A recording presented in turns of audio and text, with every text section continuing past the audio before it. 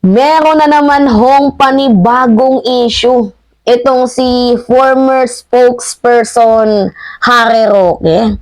So, dahil nga hindi ata naging effective guys, hindi naging epektibo ang pagsakay ni Harry Roque dito sa issue ng pulboronic video at possible grounds for impeachment para dito sa ating presidente. Ngayon, naghahanap naman sila ng panibagong issue. Kasi hindi din pumutok guys yung issue nila kay Pangulong PBBM nung lumipad papuntang Brunei, 'di ba? A-attend ng kasal. Ang issue nila, pumunta daw si Pangulong PBBM sa Brunei para magpagamot kasi meron daw hong sakit. Yun yung issue nila pero hindi naman nag-boom, hindi nag-click sa madla. So ngayon, proceed na naman sila sa panibagong issue. So ngayon, itong si Harry Roque, ito na-shock ho sa presyo ng diesel. So, ang presyo ng diesel as of the moment, guys, 70 pesos. So, na-shock siya. Panoodin natin, guys, panoodin natin. Mukhang nagkaroon ho ng delay itong si Harry Roque ng 2 years. Na-shock siya ngayon sa 70 pesos na presyo ng diesel. O, panoodin natin. 60 pesos na ngayon ng diesel, no? Nasya-shock na ako pag nakikita ko, dumadaan ako dito, papunta rito sa SMNI, 3 gas station yung nakikita natin. Yung iba, mga independent player pa na normally mas mababa ang presyo, pero 60 pesos na ang ating diesel. Ayan po, hindi nyo napapansin. Diba? Rinig nyo ulitin natin guys para damang-daman nyo yung pagka-shock ni Harry Roque. 60 pesos na ngayon ng diesel, no? Nasya-shock na ako pag nakikita ko, dumadaan ako dito, papunta rito sa SMNI, 3 gas station yung nakikita natin. Yung iba, mga independent player pa na normally mas mababa ang presyo, pero 60 pesos na ang ating diesel. Ayan po, hindi nyo napapansin. Oh, hindi nyo ba napapansin? Nakaka-shock na 70 pesos na ho ang diesel ngayon. Pero hindi siya guys na-shock nung panahon ni former President Rodrigo Roa Duterte na umabot. O, tingnan nyo guys ang presyo ng crudo humigit kumulang 100 o 90 pataas. Nakikita nyo yan First picture. O, ito pa. Second picture. Tapos ito, yung sa Caltex. See? Hindi ka na-shock nung panahon ni former President Digong ng amo mo na umabot ng 90 to 100 pesos ang presyo ng crudo tapos ngayon na-shock ka sa 70 pesos? Mukhang may kulang-kulang ka na. At sino ba yung nag-impose ng taxes dito sa crudo?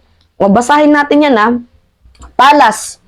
Duterte keeps fuel excise tax, OX 200 monthly subsidy for poor families. O, basahin natin to guys Inaprubahan ng Pangulo ang 2 rekomendasyon ng DOF, ng Department of Finance, kaugnay sa pagtaas ng fuel prices.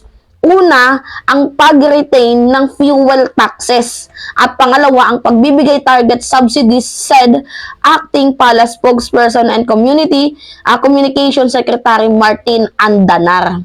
'Di ba? Hindi ka na-shock sa 90 to 100 pesos, pero na-shock ka dito sa 70. Abay, wag naman napakapakitang tao naman ito ni Harry Roque. Maghahanap ka na nga lang ng issue, yung hindi pa talaga papatok sa taong bayan. Maghanap ka ng issue sa ating presidente, pero ikaw yung may issue. Abay, may kulang ka ba? Mukhang naging paurong ata yung kalakaran ng utak natin ngayon, former spokes. Mukhang naging paurong, imbis na paabante, paurong. Hindi ka rin na-shock sa 125 million within 11 days? Paalala ko lang sa'yo, mas nakaka-shock yun. 125 million within 11 days. Oh, sa 11 days to 70 pesos, hindi pa nakaka-shock yung presyo na yun. Pero yung 125 million within 11 days, nakaka-shock yun. Pero hindi ka na-shock. Abay naman, Harry Roque. Maghanap ka na nga lang ng issue. Yung ikaw pa, yung may issue. Ngayon ka lang lumabas na dapat sana noon mo pa tiningnan yung mga presyo. Ngayon ka pa lumabas na 70 pesos na lang yung presyo ng diesel. ng krudo. Ngayon ka pa talaga lumabas na imbes dapat noon pa nung 2022. Hindi ka ba nag-iikot-ikot, Hare Roque? 'Di ba? Ang dami mong drama. Sobrang delay na ng pagka-shock mo. Panahon pa dapat ni Digong, dapat na-shock ka na. Bakit ngayon ka lang na-shock? Yan yung sinasabi ko sa inyo guys na hindi naging epektibo yung issue nila kay President Bongbong Marcos. Pasensya na. Inuubo kasi ngayon si Mima. 'Di ba? Hindi naging epektibo yung paninira nilang pulboronic video. 1 week lang namatay na agad yung issue sa pulboronic video kasi wala namang video na pinakita. 'Di ba? Pangalawa dito, kung totoo man daw ang pulboronic video, it could be a possible ground for impeachment because betrayal of public trust daw ito. Yan yung sabi ni Hare Roque coming from his mouth. Diba? Hindi pumutok yung issue ng ano nila, ng pulboronic tapos ng impeachment. Ngayon, yung distab, diba, pinapakalat na destabilization, hindi rin pumutok sa taong bayan, hindi pumatok.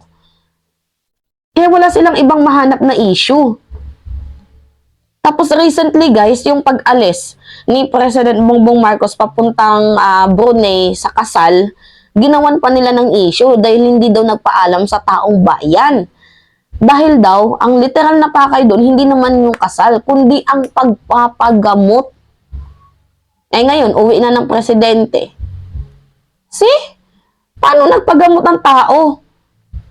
Dahil ba yun sa pulboronic issue na tinutukoy nyo? Paano makakapagpulburo ng isang tao? Isa na lang yung kidney niyan. Isa na lang ho yung kidney ni President Bongbong Marcos tapos aakusahan niyo pa na gumagamit ng pulburon. Kung di ba naman mga syunga-syunga tong mga animal na to? Ang daming pwedeng i-issue. Di ba? Nakakatawa. So, going back tayo dito sa diesel na issue ni Hare Roque. Wala na bang ibang maipukol? Ha? Former spokes? Kung ipupukol mo lang din yung diesel, sana sinabihan mo yung pangulo mo, yung amo mo na si former Digong, na dapat sana hindi niya inimpose yung tax ng ng krudo. E di sana para hindi mahal. Wala eh. Inimpose yung tax ng krudo. E di mas nagmahal yan. Kaloka. Wala nang ibang effective na na issue na pwedeng ipukol sa ating presidente. Wala na. Yung diesel na naman. Ha? Diesel na naman. Talaga lang ha? Talaga lang ha? Talaga lang. Nakaka-jutang gini na tong mga na to. Alipores ni Kadigungan. Parang literal na yung mindset nila. Literal na pang bobo. Mang-i-issue na nga lang kayo yung hindi pa ka-issue. O ngayon, ikaw yung may issue dito. Imbis na bumango yung pangalan ni Sara Duterte sa ginagawa nyo or ng Duterte, pabantot ng pabantot, dahil din yan sa inyo. Kaloka. Ini-issue nyo si Pangulong PBBM na panahon niya, nagtataasan yung presyo ng gasolina, presyo ng krudo, pero hindi mo man lang tiningnan yung pagtaas ng krudo, ng fuel, nung panahon ni Duterte. Gago. Anyway, guys. Nakaka-shock. Itong si Hare Roque. Nakaka-shock. Ngayon lang siya na-shock sa 70 pesos, pero sa 90, hindi siya na-shock. Wala na talagang wala nang ma-issue, So, anyway, yun lamang ho guys. At that's me again, si Mima Alicia Newt. Nagbabalik ulit para sa ating panibagong video.